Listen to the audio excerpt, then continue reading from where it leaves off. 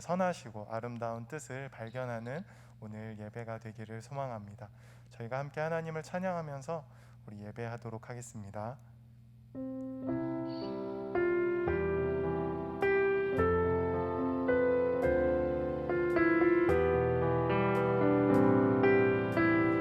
기도하는 그 시간, 내 기도하는 그 시간, 그때가 가장 즐겁다.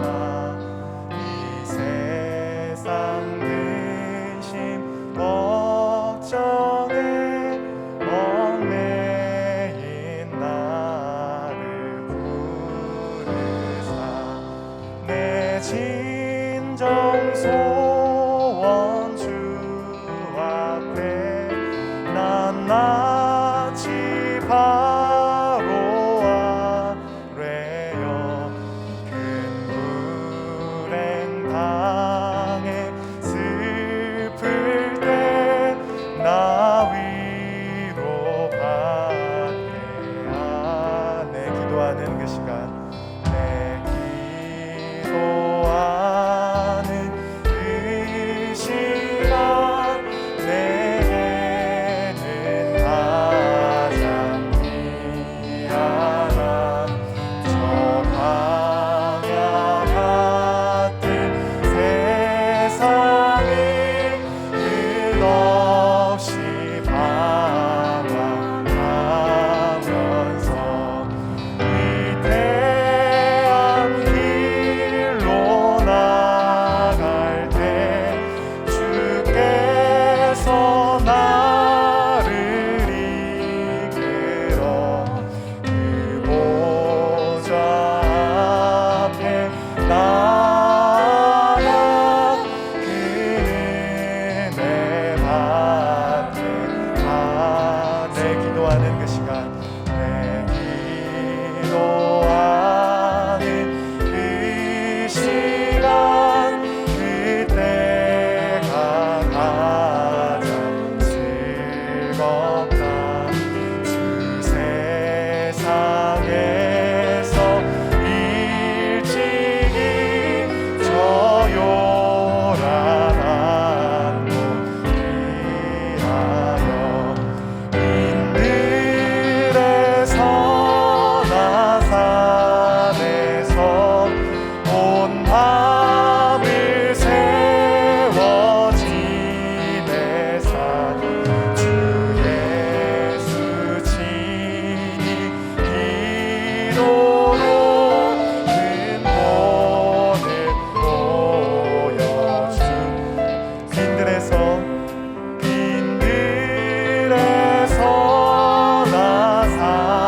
산에서 온 밤을 세워 지내사 주 예수 친히 기도로 근본을 보여주셨네.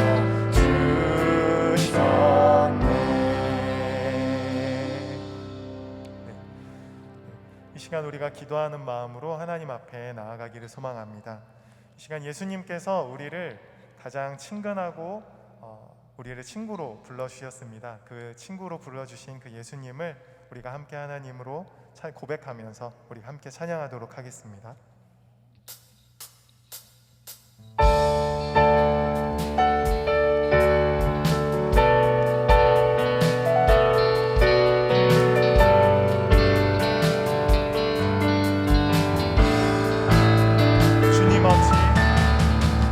주님 어찌 날 생각하시는지 들으시는지 내 기도 주님 진실로 날 생각하시네. 날 사랑하네. 놀라워라 놀라워라. 주님 어찌 날 생각하시는지 들으시는지 내 기도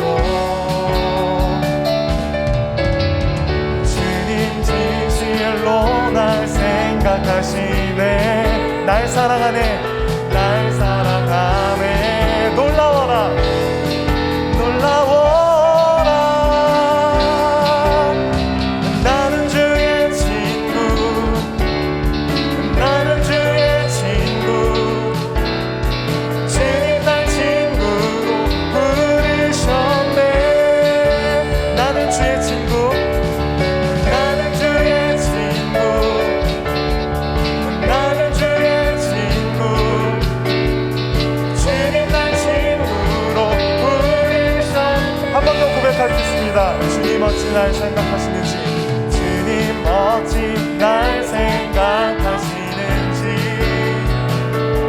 들으시는지 내 기도. 주님 진실로 날 생각하시네. 날 사랑하네. 날 사랑하네. 놀라워라. 나는 주의 친구. 나는 주의 친구. 나는 주의 친구. 주님 날 친구로 부르셨네. 나는 주의 친구. 나는 주의 친구. 주님 날 친구로 나는 주의 친구. 나는 주의 친구. 나는 주의 친구. 주님 날 친구로 부르셨네. 나는 주의 친구. 나는 주의 친구. 주님 날 친구로 부르셨네. 전능하신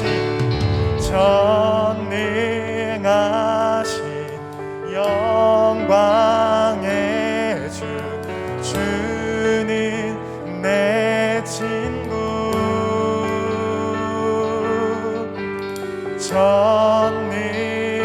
전능하신 영광의 주. 주는 내 친구. 전능하신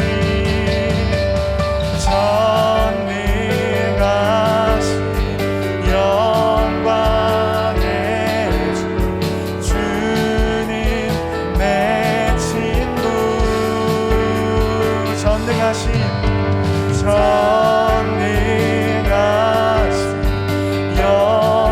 영광의 주. 주는 내 친구. 나는 주의 친구. 나는 주의 친구. 나는 주의 친구. 주님 날 친구로 부르셨네. 나는 주의 친구. 나는 주의 친구. 주님 날 친구로 부르셨네. 네, 하나님께 영광의 박수 돌려드립니다.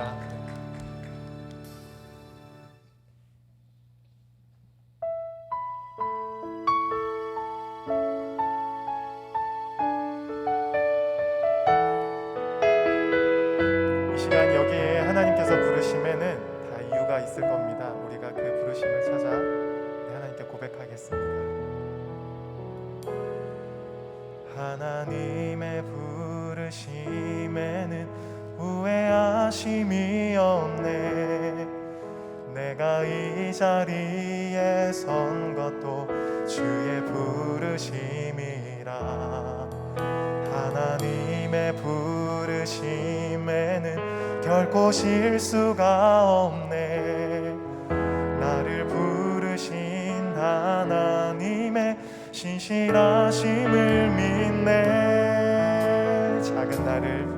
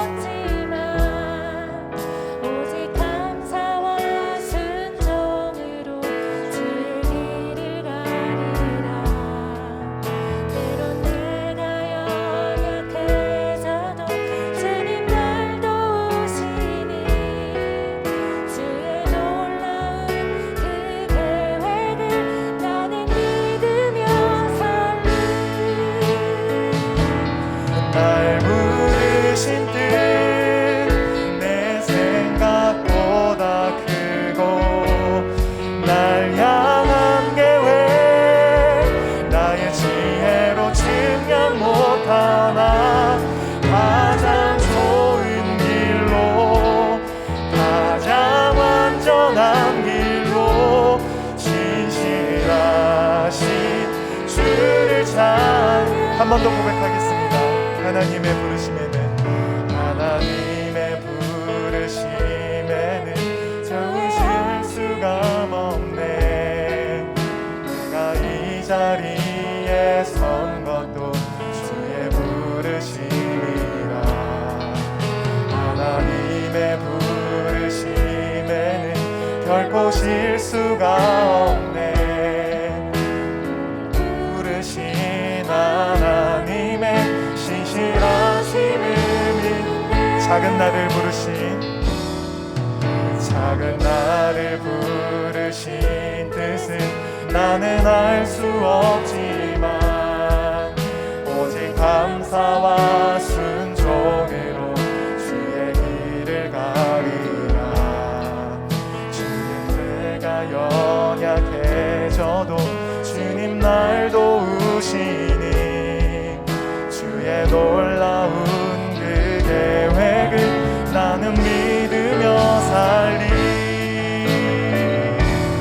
날 부르신 뜻 내 생각보다 크고 날 향한 계획 나의 지혜로 증량 못하나. 가장 좋은 길로 가장 완전한 길로 오늘도 날 이끄신 믿네. 날 부르신 뜻 내 생각보다 크고 날 향한 계획 나의 지혜로 증량 못하나. 가장 좋은 길로 가장 완전한 길로 신실하신 주를 한 번 더 고백하겠습니다. 날 부르신 뜻 내 생각보다 크고 날 향한 계획 나의 지혜로 증량 못하나. 가장 좋은 길로 가장 완전한 길로 오늘도 날 이끄시니. 주께서 주신 모든 은혜, 주께서 주신 모든 은혜 나는 말할 수 없네. 내 영혼 즐거이 주 따르렵니다. 주께 삶 드립니다.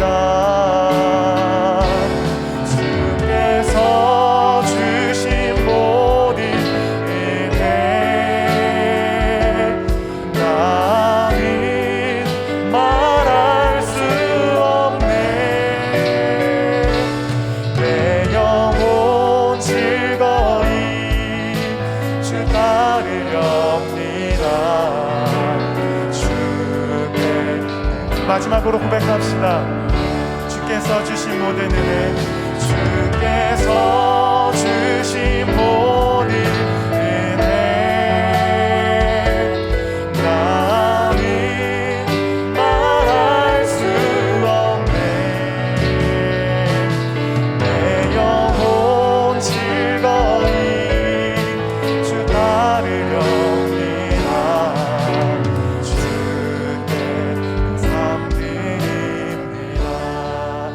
함께 하나님께 기도하기를 원합니다. 하나님께서 부르신 그 이유와 뜻은 작은 나로서는 다 알 수 없지만 이 시간 예배를 통해서 하나님께 기도함으로 말미암아 그 뜻 안에서 우리가 그 뜻을 발견하고 우리가 예수 그리스도의 제자로서 이 시간 하나님의 뜻을 순종하고 앞으로 나아가는 그 믿음의 고백, 그 결단의 고백, 그리고 그렇게 이끄신 그 하나님께 감사와 찬송을 드리는 그 기도를 이 시간 우리가 함께 하나님 앞에 기도드리도록 하겠습니다. 하나님, 이 시간 감사합니다. 하나님, 우리를 부르신 그 뜻에는 결코 하나님 실수가 없으시고 하나님 결코 아버지 그 가운데 후회하심 없으심 우리가 믿습니다.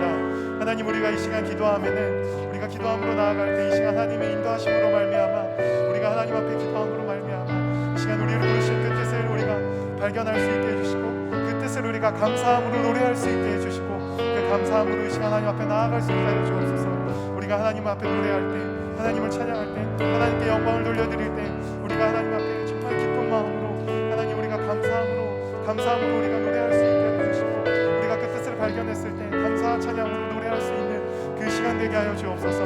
하나님께서 오직 부르신 그 뜻에는 정말 그 뜻이 있을 줄 우리가 믿습니다. 하나님 그 뜻을 우리가 찾아 발견할 때 이 시간 이 말씀으로 이 예배를 알아보시 통해서 우리가 발견할 때 하나님께서 함께 해주신 그 뜻에는 정말 아버지 그 뜻이 있습니다.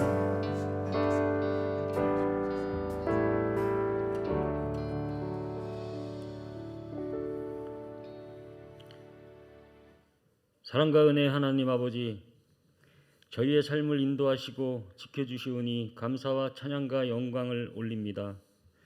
오늘도 저희들이 신령과 진정으로 예배드리기 원하옵고 저희의 찬송과 기도를 받으시옵소서.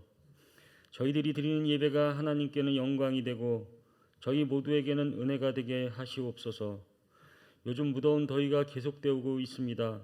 더위를 이기듯 죄악을 이겨낼 수 있는 저희들 되게 하시옵고 땀을 씻듯이 죄에 오염된 몸과 마음을 씻기 위하여 주님의 긍휼을 구할 수 있는 시간이 되게 하여 주시옵소서. 하나님 아버지, 저희는 오늘도 갈등과 불안과 염려 속에서 한시도 벗어날 수 없는 채로 주님 앞에 섰습니다. 저희의 작은 일에서부터 큰 일에 이르기까지 그 모두를 주님께서 아시오니 주님께 방법을 구하여 주님께 안식하고자 하는 마음을 간구합니다. 이번 한 주도 주의 넓으신 가슴에 안겨 깊고 잔잔한 호흡으로 평안을 누리게 하옵소서.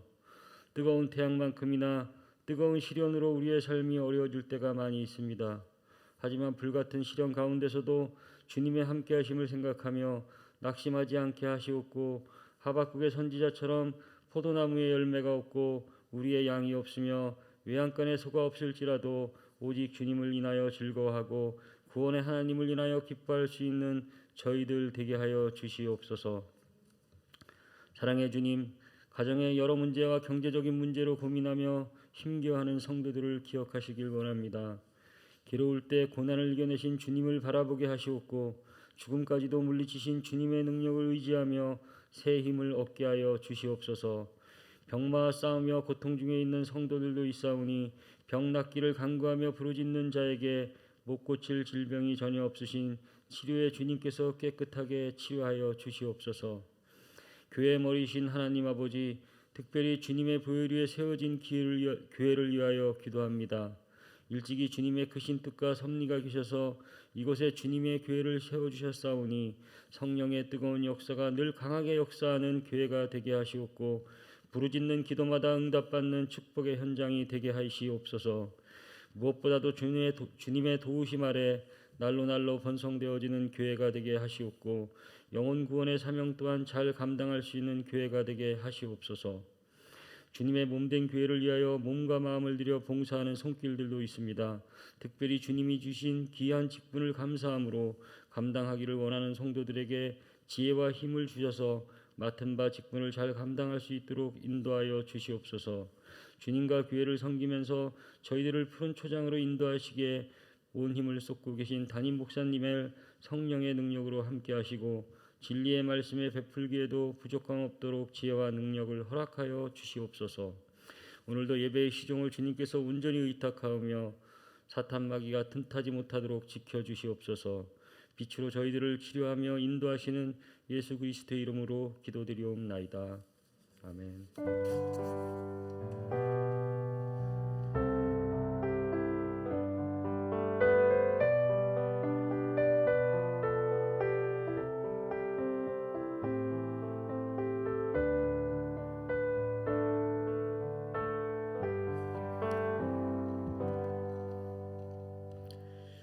오늘 하나님의 말씀은 누가복음 6장 12절에서 19절 말씀입니다. 누가복음 6장 12절에서 19절 말씀 한 절씩 교독하겠습니다. 이때에 예수께서 기도하시러 산으로 가사 밤이 새도록 하나님께 기도하시고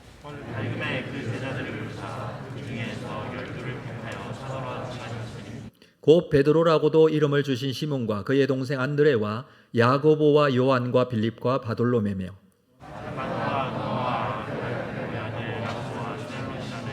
야고보의 아들 유다와 예수를 파는 자 될 가롯 유다라.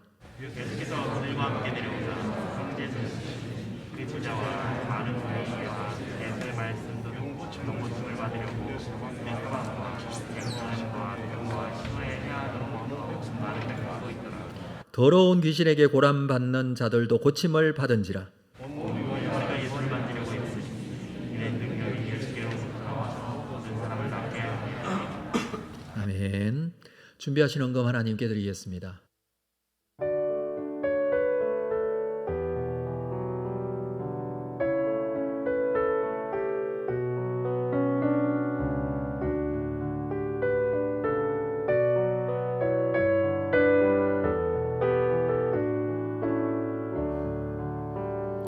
거룩하신 아버지 하나님, 크신 은혜와 사랑을 감사합니다. 귀한 주일 주님 앞에 나와 예배하며 베풀어 주신 하나님의 은혜에 감사합니다.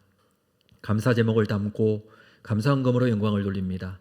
소득의 10분의 1을 구별한 11조 헌금, 선교, 장화, 구제 건축 헌금, 하나님의 뜻이 이루어지기를 소망하며 주님 앞에 헌신하는 마음으로 그의 나라와 그의 역사, 그의 복음의 역사들이 진행되기를 소망하며 하나님 앞에 헌금하는 귀한 손길들을 복되게 하여 주옵소서. 우리에게도 더 큰 은혜와 감사가 있는 삶으로 이어지기를 원합니다. 하나님의 나라를 보게 하시고 주의 뜻이 우리 가운데 이루어짐을 날마다 고백할 수 있는 믿음의 사람들이 될 수 있도록 은혜 더하실 줄로 믿습니다. 감사하고 예수님의 이름으로 기도합니다. 아멘. 교회 소식 주보에 있는 내용들을 여러분 참고하시면 되겠습니다. 오늘도 피택자 교육 계속됩니다. 우리 중고등부 수련회가 이번 주 목요일부터 6일 토요일까지 있겠습니다. 교회에서는 10시 30분에 출발하는데 3년 반에 진행되는 수련회인데 코로나가 좀 기승을 부려서 좀 걱정이 있습니다. 여러분 안전하게 다녀올 수 있도록 위해서 기도해 주시고 무엇보다도 귀한 시간을 통해서 믿음의 확신을 가지고 또 예수님을 만날 수 있는 그런 기회가 되게 해달라고 함께 기도에 동참해 주시기를 바랍니다. 뿐만 아니라 이번 주 금요일은 수련회를 위한 특별 금요 기도의 마지막 시간입니다. 청년부를 위해서 함께 기도하도록 하겠습니다. 청년부 수련회는 8월 12일부터 14일까지 있겠습니다. 사랑방 편성은 우리 지난 기간에 등록한 새가족들 이렇게 편성되어집니다. 우리 참고하시고 잘 챙겨주시기를 바랍니다. 윤다혜 전사님은 내일부터 여름 휴가 다녀오시겠습니다. 위에서 기도해 주시길 바랍니다. 잘 지내셨습니까? 여러분 만나 뵙게 돼서 너무나 반갑습니다. 요즘 휴가 기간이죠. 많은 분들이 또 여행 중에 휴가 중에 있고 또 코로나에 확진되신 분들이 꽤 있으시더라고요. 우리 얼굴은 못 보지만 어디에서든지 또 요즘은 또 온라인으로 예배를 드릴 수 있어서 함께 하고 있는 줄로 믿습니다. 우리 이 시간에 이 자리에 참석하신 여러분 모두 주님 앞에 잘 나오셔서 환영하는 마음으로 서로 한번 좀 인사하도록 하겠습니다. 앞뒤 좌우로 인사하실까요? 반갑습니다. 잘 오셨습니다. 예, 함께 예배드리게 돼서 너무나 감사하고 여러분 모두를 주의 이름으로 축복합니다. 네. 자, 오늘 말씀 함께 나누도록 하겠습니다. 제자의 길이라는 주제로 함께 나누겠는데 오늘 본문 말씀에 있는 내용은 예수님께서 제자들을 선택하시고 세우시는 장면을 기록하고 있습니다. 자, 예수님의 공생애가 진행이 되는데 물론 예수님께서 또 하나님께서 제자들 없이도 하나님의 일들을 나타내시는 데는 부족함이 없으실 것입니다. 그러나 제자들을 세우시고 그들과 함께 동력하시기를 원하셨고 그들을 통해서 하나님의 나라가 확장되어 갈 수 있도록 그 거룩한 일에 참여시켜 주셨습니다. 예수님의 제자라고 한다면 먼저 우리는 예수님의 12제자를 생각을 하게 되죠. 자, 오늘도 그 본문의 말씀이긴 합니다만은 예수님의 제자가 누구이고 또 어떻게 결정이 되어지고 세워지고 또 그 의미가 무엇인지 좀 나누겠는데요. 먼저 13절 말씀을 함께 보도록 하겠습니다. 13절 밝음에 그 제자들을 부르사 그 중에 12를 택하여 사도라 칭하셨으니 자, 제자들을 부르십니다. 그리고 그 중에서 12를 택하셨다고 합니다. 그 말은 제자가 12명만은 아니었다라는 것이죠. 성경을 우리가 읽어보면 최소한 70명은 제자였던 것 같아요. 70문도라는 말을 우리가 씁니다마는 예수님으로부터 파송을 받았던 제자들이 있었습니다. 70명의 제자들이죠. 그러니까 예수님께서 제자로 삼으신 사람이 12명만 있었던 것은 아니고 다른 제자들도 꽤 있었습니다. 성경에 보면 이 제자라는 단어가 굉장히 빈번하게 사용되어집니다. 사실 그리스도인, 성도 이런 단어보다는 제자라는 단어를 더 많이 쓰고 있어요. 신약 성경에만 찾아보니까 300번 이상이나 기록이 되어 있고, 이 말씀 자체가 제자를 부르시고 제자들을 세우시고 또 제자들을 통하여 하나님 나라의 확장들에 사용하시고자 하시는 하나님의 의도가 들어있다라고 할 수가 있겠죠. 예수님 당시에는 이 제자라는 단어가 굉장히 많이 사용되어지고 쓰여졌던 단어입니다. 그래서 우리가 좀 오늘 본문에 보니까 12를 택하여 제자 중에서 12를 택하여 사도라고 칭했다고 했으니 제자와 사도의 차이점을 좀 살펴보도록 하겠습니다. 제자 마테데스라는 이 단어는요, 배우는 자 또는 학생을 의미합니다. 그렇죠? 우리가 흔히 제자는 그렇게 여기고 있습니다. 어떤 사람이나 사상을 추종하는 사람, 그대로 되기를 원하는 사람, 이런 사람들입니다. 예수님께서도 제자들이 예수님을 따르고 있었습니다. 이 제자들은 12명뿐만 아니라 여러 명이 있었는데 그 대표적인 사람이 예수님의 장례를 진행한 아리마대 사람 요셉이라는 사람이 있는데 성경에서는 그를 예수의 제자다라고 표현을 하고 있습니다. 예수님 부활하신 이후에 엠마오로 가는 두 제자를 만나시죠. 그런데 그 엠마오로 가는 두 제자는요, 12제자는 아니에요. 그런데 제자라고 이름을 붙입니다. 우리가 주로 예수님의 제자 12명을 생각하지만 예수님의 제자들은 이렇게 더 많은 넓은 의미에서 많은 사람들이 있었고 예수님을 따르고 있었다라고 할 수가 있습니다. 예수님의 행하는 모습을 함께 그 자리에서 보고 또 예수님께서 말씀을 가르쳐 주시는 그 내용의 가르침을 받고 그것에 순종하고 또 때로는 보내심을 받아 예수님의 대리인 사역을 감당했던 이 사람들이 제자였습니다. 근데 이 12제자를 특별히 사도라고 이름을 붙였는데 사도, 아포스톨로스라는 이 단어는 제자하고는 의미가 완전히 다른 의미를 가지고 있죠. 보냄을 받았다라는 의미입니다. 그러니까 사명을 위해서 파견된 사람, 이게 사도입니다.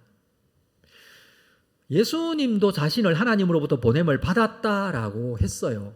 그래서 히브리서 3장 1절의 말씀에 보면 우리가 믿는 도리의 사도이시며 대제사장이신 예수를 깊이 생각하자. 예수님을 사도라고 표현을 하고 있습니다. 그러나 좁은 의미로 본다면 예수님께 부름받아 복음을 전했던 12명의 제자를 사도라고 합니다. 그 이후에 또 사도가 있는 것은 아니었죠. 근데 우리가 알고 있는 12명의 제자 중에 가룟 유다가 예수님을 배신하고 결국 예수님 십자가에 못 박히신 이후에 그도 자결하게 되죠. 그래서 그 빈자리를 사도의 한 명을 다시 채우는 장면이 사도행전 1장 21절에 있습니다. 사도를 우리가 살펴보면서 좀 참고했으면 합니다. 1장 21절 이후의 말씀을 보도록 하겠습니다. 이러함으로 요한의 세례로부터 우리 가운데서 올려져 가신 날까지 주 예수께서 우리 가운데 출입하실 때에 항상 우리와 함께 다니던 사람 중에 예수님과 함께 다녔다 그 말입니다. 많은 제자들이 있었죠. 자, 그들 중에 하나를 세워 우리와 더불어 예수께서 부활하심을 증언할 사람, 예수님께서 부활하신 것을 증언할 사람이 바로 이 사도의 역할들입니다. 이 사람이 되게 하여야 하리니 하거늘 그들이 두 사람을 내세우니 하나는 바사바라고도 하고 별명은 유스도라고도 하는 요셉, 하나는 마띠아, 24절 그들이 기도하여 이르되 무사람의 마음을 아시는 주여 이 두 사람 중에 누가 주님께 택하신 바 되어 봉사와 및 사도의 직무를 대신할 자인지를 보이시옵소서. 유다는 그 직무를 버리고 제 곳으로 갔나이다 하고 제비 뽑아 마띠아를 얻으니 그가 11사도의 수에 들어가니라. 11사도는 가룟 유다 제외하고 나서 11명의 사도가 있었고 거기에 지금 마띠아라는 사람이 마지막으로 가룟 유다를 대신해서 사도가 되었다라는 것입니다. 자, 이렇게 해서 사도는 채워졌고 그 이후에는 사도가 없어요. 요즘 간혹 이 사도권에 대한 논쟁이 일어나기도 합니다만은 사도라는 것은 예수님과 함께 있었고 예수님께로부터 받았던 제자 훈련, 이 훈련을 받았고 뿐만 아니라 예수님으로부터 보냄을 받은 자라는 의미로 사도입니다. 자, 근데 오늘 본문에서는 예수님께서 제자들을 택하시고 그들 중에 12명을 따로 택하시고 그들을 사도라고 했다. 그렇게 기록을 하고 있습니다. 자, 이렇게 세우는 이 사도를 어떻게 세우셨는지를 우리가 12절 말씀을 통해서 한번 보도록 하겠습니다. 12절 말씀. 자, 이 말씀은 함께 읽겠습니다. 같이 시작. 이때에 예수께서 기도하시러 산으로 가사 밤이 새도록 하나님께 기도하시고 13절에 제자들을 세우시고 12명을 택해서 사도라고 칭하셨다 그랬는데 그 말씀 앞에 지금 이 말씀이 있죠. 예수님께서 기도하시러 산에 가서 밤이 새도록 기도하셨어요. 그리고 제자들 중에 12명을 택하셔서 사도로 세우셨어요. 그러니까 이 일을 하시기 전에 기도하셨다라는 것을 보게 됩니다. 예수님께서 말씀에 보면 기도하신 장면들이 종종 나와요. 항상 매일 밤에 기도했다 이건 아닌데 예수님께서 중요한 일을 앞두고 기도하시는 장면들이 성경에 기록되어 있어요. 특별히 겟세마네 동산에서 기도하신 것, 그 다음 날 예수님이 십자가를 지시죠. 십자가에 돌아가시기 전에 예수님께서는 기도하십니다. 여러분, 그 오병이어 사건이 있었는데 오병이어가 5,000명을 먹이시는 사건이었는데 이 사건 이후에 사람들이 어떻게 반응을 하느냐 하면 예수님을 붙잡아요. 그리고 예수님을 왕으로 임금으로 세우려고 합니다.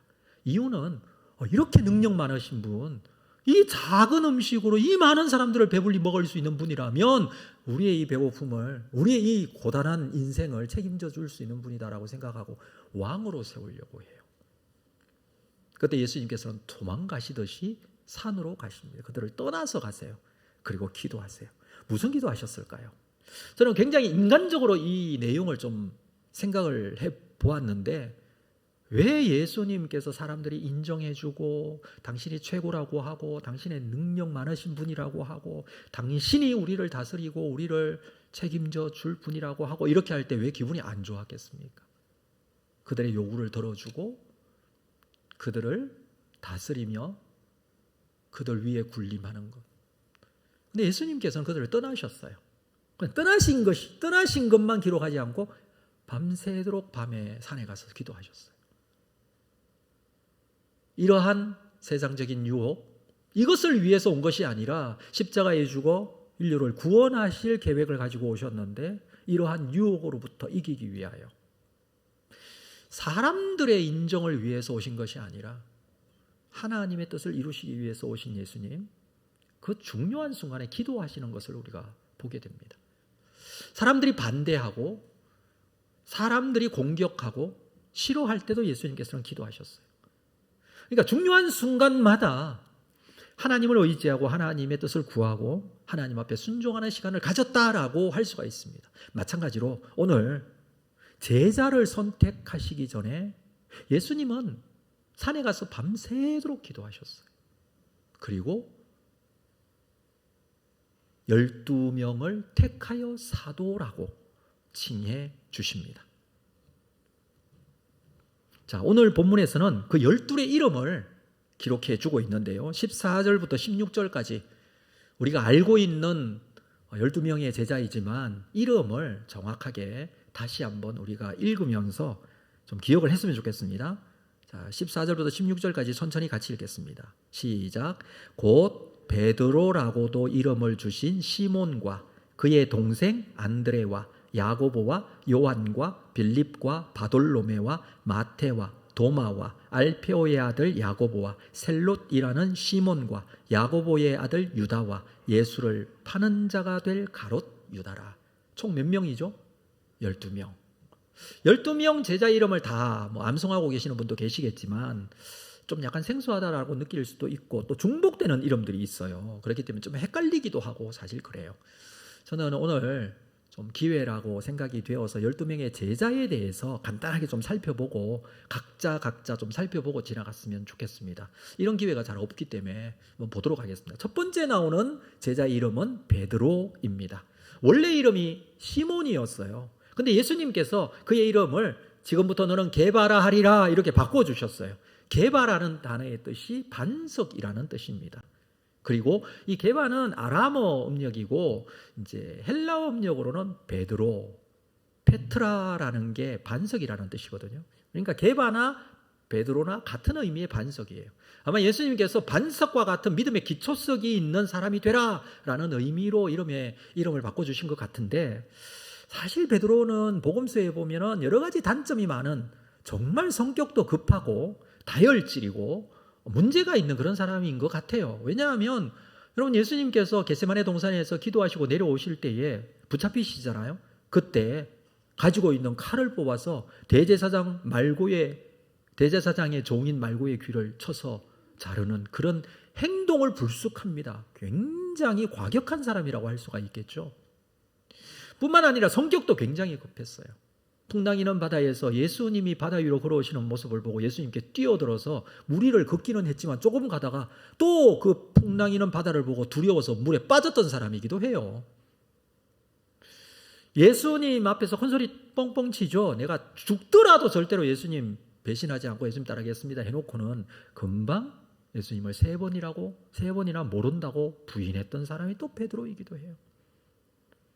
그런 베드로를 예수님께서 부르셨어요. 그리고 장차 게바라 하리라. 그는 굉장히 위대한 신앙의 고백도 했던 사람입니다. 빌립보가 이스라엘 지방을 여행할 때에 예수님 앞에 주는 그리스도시요 살아계신 하나님의 아들입니다. 인간으로서 할 수 있는 가장 위대한 고백이라고도 해요. 그런 신앙 고백을 하기도 했습니다. 베드로가 실수를 많이 하기는 했지만 이후에 예수님께서 그를 다시 세우시고 사도행전에 가서 보면 성령 강림 사건을 경험하고 난 이후에 베드로는 굉장히 중요한 사도로서의 역할을 감당합니다. 교회가 세워지고 예루살렘 교회에서 회개의 설교를 하면 3,000명, 5,000명씩 돌아오게 되는 놀라운 역사를 나타내기도 하죠. 그는 베드로 전후서를 기록하여 초대교회 성도들에게 보냅니다. 내용이 그래요. 고난 속에 있더라도 하늘의 산소망을 붙들고 이 고난을 잘 이겨내자. 그 내용이었어요. 흩어진 나그네와 같았던 성도들에게 이 편지를 기록하여 권면했던 베드로였습니다. 우리가 첫 번째 수제자 베드로 이렇게 생각을 하는데 베드로 단점이 많았지만 결국에는 예수님의 바램처럼 그는 반석과 같은 믿음을 가진 사람이 되었습니다. 자, 두 번째 우리가 만나게 되는 사람 안드레라는 사람이 있어요. 안드레. 자, 안드레는 베드로의 동생입니다. 형제지간이에요. 안드레는 베드로와 함께 갈릴리 어부 출신이죠. 갈릴리에서 어촌의 어부로 평생을 살았던 사람입니다. 원래는 안드레가 세례 요한의 제자였습니다. 그런데 베드로보다 먼저 예수님의 제자가 됩니다. 자, 요한복음 1장 40절 이후의 말씀을 제가 한번 참고로 읽어드리겠습니다. 요한의 말을 듣고 참고로 요한복음에 기록된 요한이라는 사람은 세례 요한이에요. 사도 요한이 아니고 세례 요한이에요. 자, 40절 요한의 말을 듣고 예수를 따르는 두 사람 중에 하나는 시몬 베드로의 형제 안드레라. 그가 먼저 자기의 형제 시몬을 찾아가 말하되 우리가 메시아를 만났다 하고 42절 데리고 예수께로 오니 예수께서 보시고 이르시되 내가 요한의 아들 시몬이니 장차 게바라 하리라 하시니라.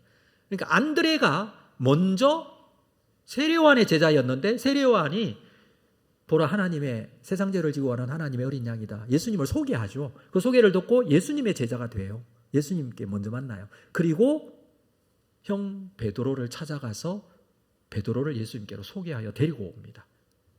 이제 그 장면을 기록하고 있죠. 이 안드레는 사람을 자꾸 예수님께로 데려오는 장면을 성경에서 종종 보게 되는데, 오병이어 사건 때에 한 소년이 물고기 2마리와 보리떡 5개를 가지고 있었을 때 그 소년을 예수님께로 데리고 와요. 이게 안드레였어요. 요한복음 12장에 보면 헬라인 몇 명이 명절에 예배하러 올라왔다가 빌립에게, 예수님의 제자 빌립에게 와서 예수님을 좀 만났으면 좋겠다라고 요청을 할 때 빌립이 직접 예수님께로 데려가지 않고 안드레에게 부탁을 해요. 아마 그가 생각할 때는 안드레가 예수님과 더 가깝다고 생각을 했는지 모르겠지만 안드레에게 부탁을 해서 안드레가 이 헬라인들을 예수님께로 또 데리고 와요. 형 베드로도 데리고 오죠. 그러니까 안드레는 자꾸 이렇게 사람들을 예수님께로 인도하는 그런 역할을 했던 사람이었다라고 할 수가 있습니다. 자, 세 번째 사람 야고보입니다. 야고보. 세 번째 사람 야고보는 네 번째 우리가 살펴볼 요한과 형제예요. 우리가 알고 있듯이 세베대의 아들들입니다.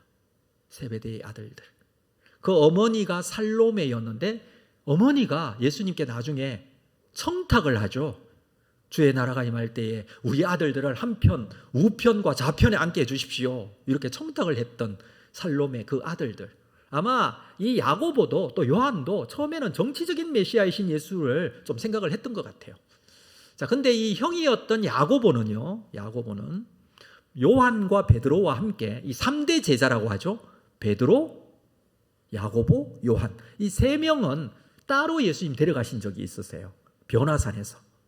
변화산 갈 때 따로 데려가셨죠. 야이로의 딸을 살리는 장면. 그때도 따로 세 명을 데려갔어요. 그리고 또 한 군데가 있는데 겟세마네 동산에서 기도할 때 따로 세 명을 데리고 가세요. 그 중에 한 명입니다. 자, 이 야고보가 뒤에 나오는 또 다른 야고보라는 제자가 있는데 그와 구분해서 큰 야고보라고도 하고 세베대의 아들 야고보라고도 합니다. 자, 중요한 것은 헤롯에게 순교를 당하는 장면이 사도행전에 기록이 되어 있고 사도 중에서는 가장 먼저 순교당했던 제자였습니다. 네 번째 사람은 요한입니다. 요한. 듣고 계시죠? 네. 요한입니다. 첫 번째 누구라고요? 베드로. 두 번째 안드레. 야고보. 요한. 예. 탁월하십니다. 잘 기억을 하고 계시군요. 자, 네 번째 요한. 요한은 우리가 알고 있는 요한이에요. 사도 요한. 또 사랑의 사도 뭐 이런 이름을 가지고 있는 요한. 이 요한도 세례 요한의 제자였다가 예수님의 제자가 된 사람으로 보여지고요. 사람들의 주장에 의하면 그 어머니 살로메하고 예수님의 어머니 마리아가 형제였다라고 자매지간이었다라고 주장하는 사람도 있습니다. 그래서 이 요한이 예수님과 사촌지간이다, 이종사촌지간이다라고 주장하는 사람도 있습니다. 정확하지는 않고 우리가 그건 확인할 길은 없습니다만 그런 주장을 하는 사람이 있고요. 그 정도로 좀 친분이 있었던 것으로 보여지는데 요한은요, 최후의 만찬상에서 예수님의 품에 의지하여 누울 정도로 예수님의 사랑과 총애를 받았던 제자였어요. 그래서 요한복음에 보면 자기가 요한복음을 기록했는데 요한복음에 자신을 요한이라고 표현하지 않아요. 그래서 아까 말씀드린 대로 요한이라고 할 때는 세례 요한이 요한이에요. 다른 곳에는 그냥 세례 요한이라고 표현하지만 요한복음에는 그냥 요한이라고 하고 자기는 요한은 뭐 사랑받는 자, 주께서 사랑하시는 자 뭐 이런 표현을 많이 쓰고 있습니다.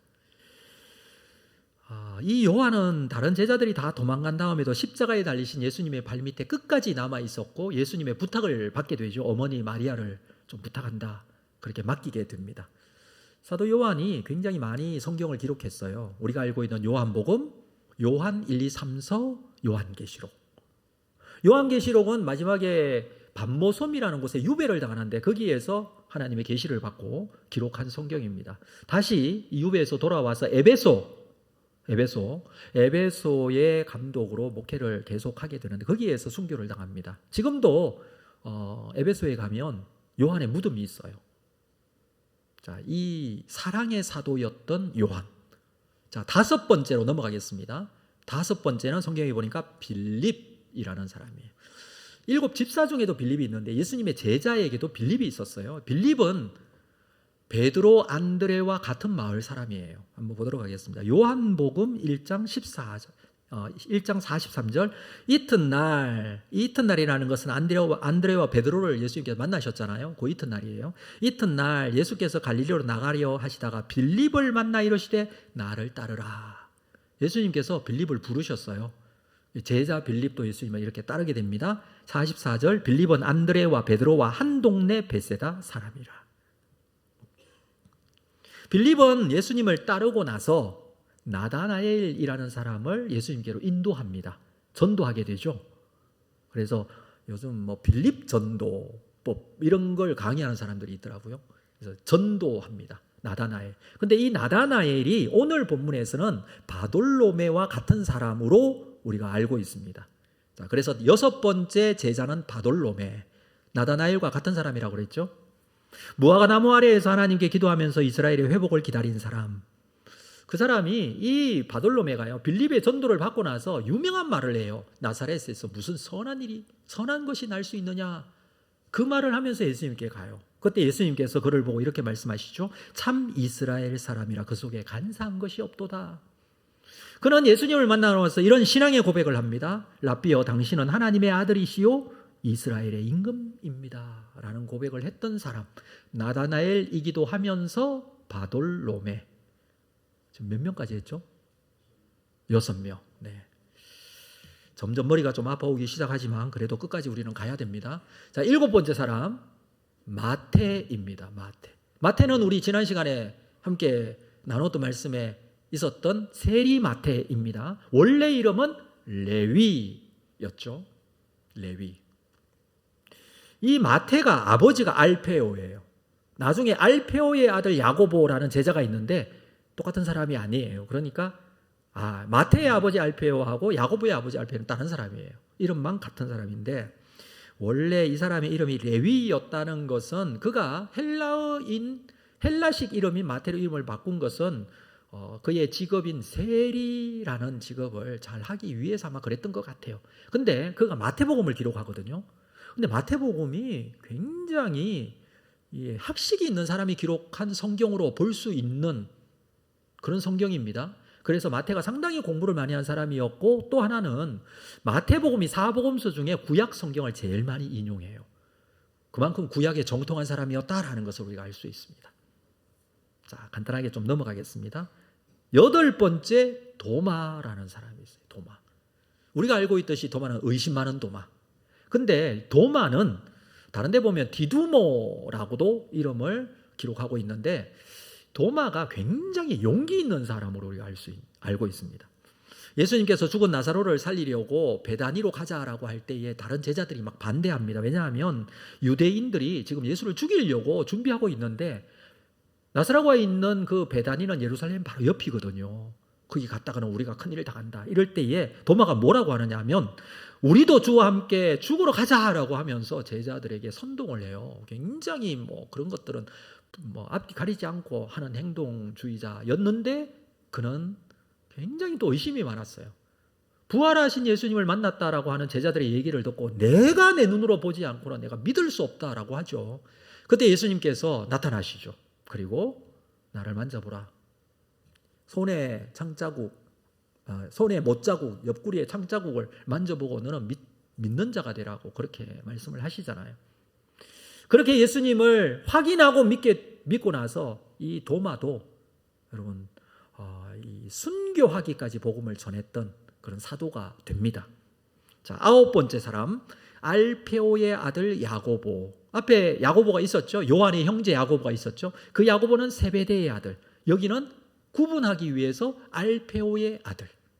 알페오의 아들 야고보에 대해서는 자세한 내용이 나오지를 않습니다. 그냥 이 야고보를 작은 야고보라고 이름을 붙여기도 합니다. 그리고 10번째 셀롯이라는 시몬이 있습니다. 시몬.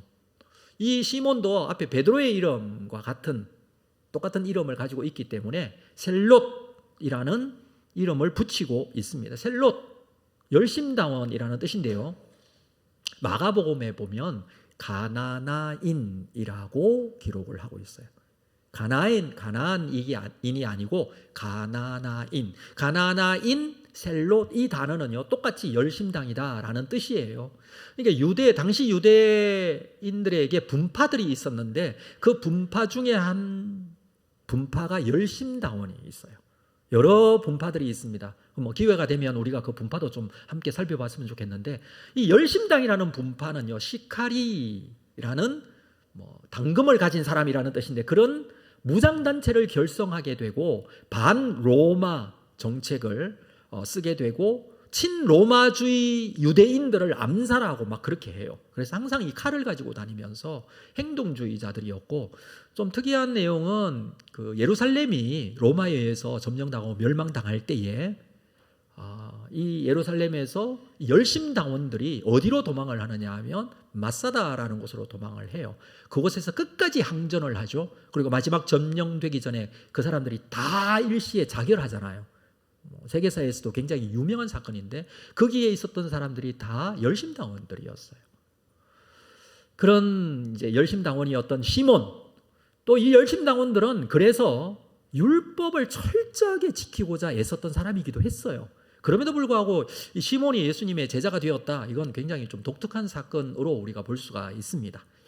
자, 10명까지 우리가 살펴봤고요. 2명이 남았는데 2명의 이름은 모두 다 이름이 유다예요. 두 사람 다 이름이 유다인데 11번째 야고보의 아들 유다라고 성경은 기록하고 있습니다. 다른 데 보면 다데오라고 이름을 붙이기도 합니다. 아마 가룟 유다와 구분하기 위해서 야고보의 아들이라고 한 것 같아요. 요한복음 14장 25절에 보면 가룟인 아닌 유다가 이르되, 여기에 이 사람이 바로 야고보의 아들 유다예요. 그러니까 이 표현을 그렇게 해놨어요. 가룟인 아닌 유다라고 하죠. 그래서 12번째 유다는 사람인 유다는 가룟 유다예요. 예수님을 판 사람. 가룟 유다의 아버지도 시몬입니다. 유다는 단어의 그 이름의 뜻이 하나님을 찬양하다라는 뜻이에요. 우리가 잘 알고 있듯이 야곱의 12아들에 의해서 12지파가 형성이 되고 그 중에 굉장히 중요한 유다 지파가 있는데 그 유다 지파, 그 유다라는 하나님을 찬양하라는 이런 이름을 뜻을 가진 유다임에도 불구하고 이 이름을 가진 가룟 유다는 예수님을 은30에 팔아버리죠. 그것도 굉장히 학식이 있었던 사람으로 보여져요. 그래서 회계를 맡았던, 예수님과 함께 다녔던 이 무리의 회계를 맡았던 사람이었는데 결국 동계산이 빨라서 그런지 예수님께 배반하고 나중에 결국 자결하게 됩니다. 자, 이렇게 12명의 제자들을 간단하게만 우리가 좀 살폈습니다만은, 자, 이들을 선택하기 위해서 예수님께서 하신 것은 산에 올라가 밤새도록 기도하셨어요. 기도하시고 선택하셨어요. 그런데 우리가 좀 생각할 게 있는데, 여러분, 예수님께서 왜 이 제자들을 선택하실 때 기도하셨을까요? 보통 어떤 사람을 선택하거나 중요한 결정을 할 때에 그 결정을 하기 위해서 기도하거나 우리가 고민하는 이유가 무엇입니까? 잘 결정하기 위해서. 자, 사람을 결정할 때에는 어떤 사람을 사용하고 어떤 사람을 선택할 것인가? 능력이 많은 사람? 그렇죠? 뭐 학벌이 좋은 사람? 스펙이 좋은 사람? 마음에 드는 사람? 이런 거 하잖아요. 근데 우리가 12명을 보았습니다만 이 사람들이 있던 70명 이상이나 되는 많은 제자들 중에 학벌이 좋은 사람입니까? 아니면 능력이 좋은 사람입니까? 직업이 좋은 사람입니까? 어떤 사람입니까? 그렇지는 않아요. 그냥 평범한 사람들이에요. 여러 사람들 중에 한 사람인 것 같아요, 그냥. 그리고 이 사람들 중에 이 단점이 많은 사람도 많아요. 심지어는 거기에 가룟 유다도 있어요. 그러면 예수님께서 왜 기도하셨을까요? 뭐 때문에? 이 제자를 세우는데 너무 중요하기 때문에 잘 세워야 된다, 이렇게 생각하시면서 기도하셨을까요? 왜 기도하셨을까요? 저는 이렇게 생각합니다. 하나님의 뜻에 순종하기 위하여. 가룟 유다 아닌 것 같은데요. 이 사람은 여기에 포함 안 됐으면 좋겠는데요. 우리가 이름을 보니까 성경에 잘 안 나오는 사람도 있어요. 여기만 이름이 있는 사람이 있잖아요. 이 사람 대신에 좀 다른 사람이 있으면 좋겠는데요. 이렇게 생각할 수 있는 사람들이 너무 많아요. 그런데 이들을 선택하십니다. 별 볼 일 없는 사람들인 것 같은 사람들도 예수님께서는 그대로 기도하시면서 하나님의 뜻에 순종하시면서 그들을 세우십니다. 다양하기도 하고, 그리고 별 볼 일 없는 평범한 사람이기도 하고, 이 사람들을 세우시고 이 사람들을 통하여 역사를 이루어 가기를 원하십니다. 자, 그렇게 해서 17절 상반절 말씀을 볼까요? 자, 이 소개가 끝나고 17절 상반절에 이렇게 기록이 되어 있습니다. 예수께서 그들과 함께 내려오사 평지에 서시니.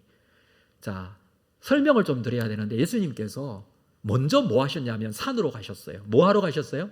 기도하러 가셨어요. 거기에서 밤이 새도록 기도하셨어요.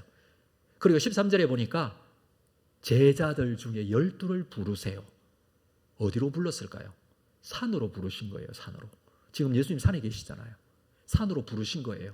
그리고 그들을 사도라고 칭해 주신 거예요. 12명을 선택해서 그 많은 제자들 중에 12명을 불러서 사도라고 칭해 주셨어요. 그리고 그들을 데리고 평지로 내려오신 거예요. 그게 오늘 17절 말씀이에요. 평지로 내려오셨어요. 그리고 17절 하반절 말씀을 보겠습니다. 자, 이 말씀을 같이 한번 읽을까요? 같이 시작. 그 제자의 많은 무리와 예수의 말씀도 듣고 병 고침을 받으려고 유대 사방과 예루살렘과 두로와 시돈의 해안으로부터 온 많은 백성도 있더라. 여기 보면 예수님께서 산에서 제자를 선택하시고 내려오셨는데 평지에서 사람들이 있었어요. 그 사람들을 설명하는데 이 사람들이 무리가 두 무리예요. 첫째, 제자의 많은 무리. 이들도 제자들이에요.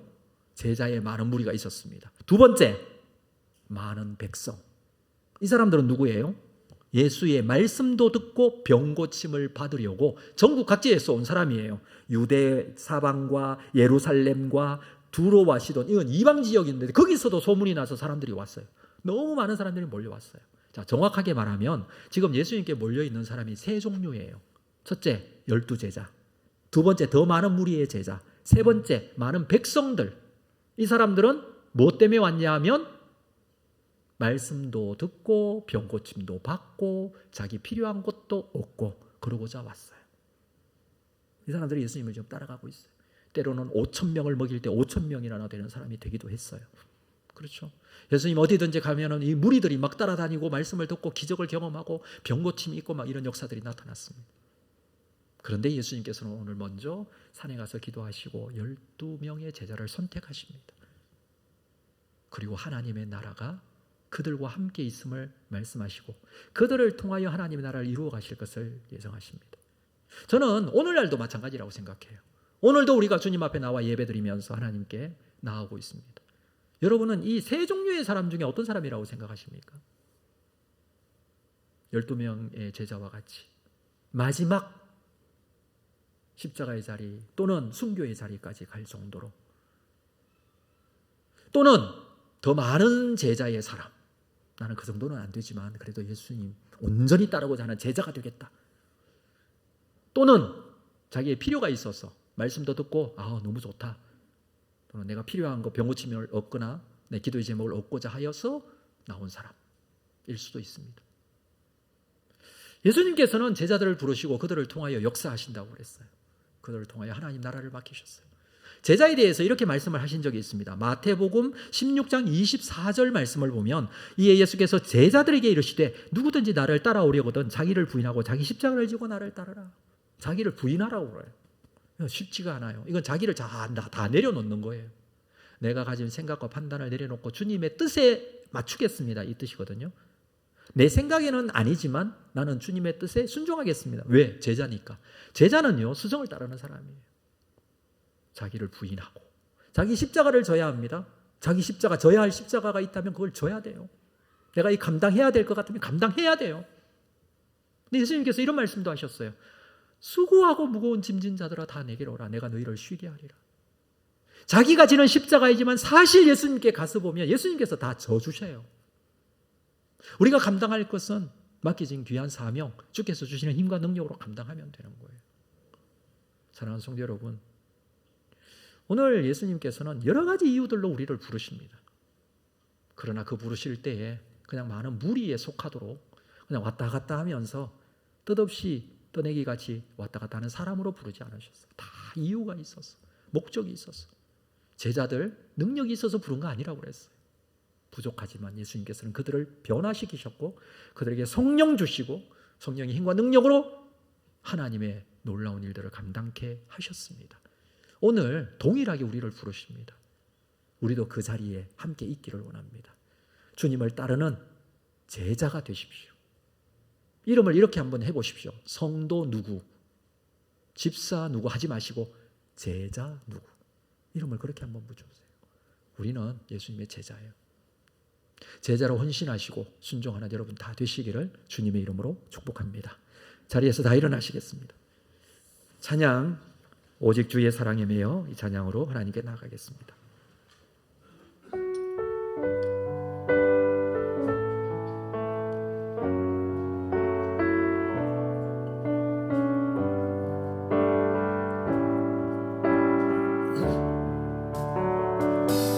오직 주의 사랑에 매여 내 영 기뻐 노래합니다. 이 소망의 언덕 기쁨의 땅에서 주께 사랑드립니다. 오직 주의 임재 안에 갇혀 내 영 기뻐 찬양합니다. 이 소명의 언덕 거룩한 땅에서 주께 경배드립니다. 주께서 주신 모든 은혜 나는 말할 수 없네. 내 영혼 즐거이 주 따르렵니다. 주께 내 삶 주께서 주신 모든 은혜 주께서 주신 모든 은혜 나는 말할 수 없네. 내 영혼 즐거이 주 따르렵니다. 주께 내 삶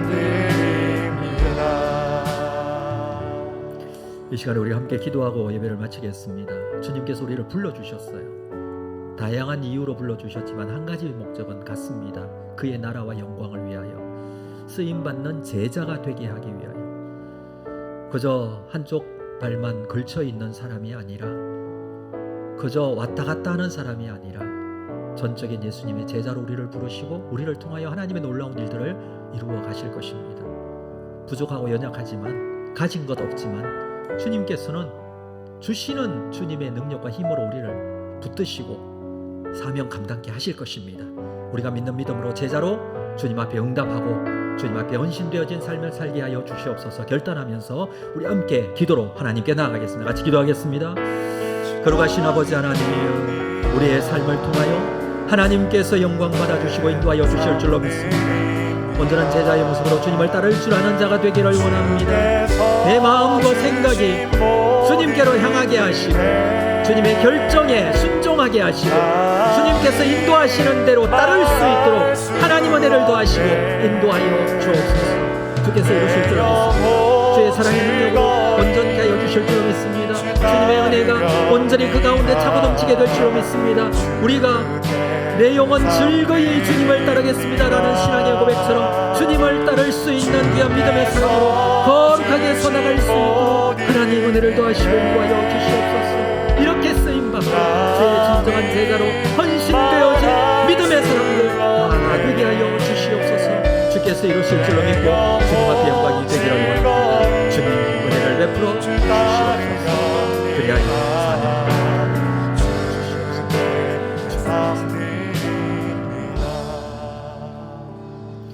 지금은 우리 주 예수 그리스도의 은혜와 하나님 아버지의 극진하신 사랑하심과 성령님의 교통 위로 함께 역사하심이 예수님께서 불러주신 12제자와 같이 우리도 부르시고 주의 귀한 일들을 맡겨주시고 그 일들을 통하여 하나님의 영광이 임하고 주의 나라가 완성되어진 일에 다시 한번 주님 앞에 쓰임받기를 소망하는 우리 모든 성도들 심령 위에 지금으로부터 영원토록 함께 있을지어다. 아멘.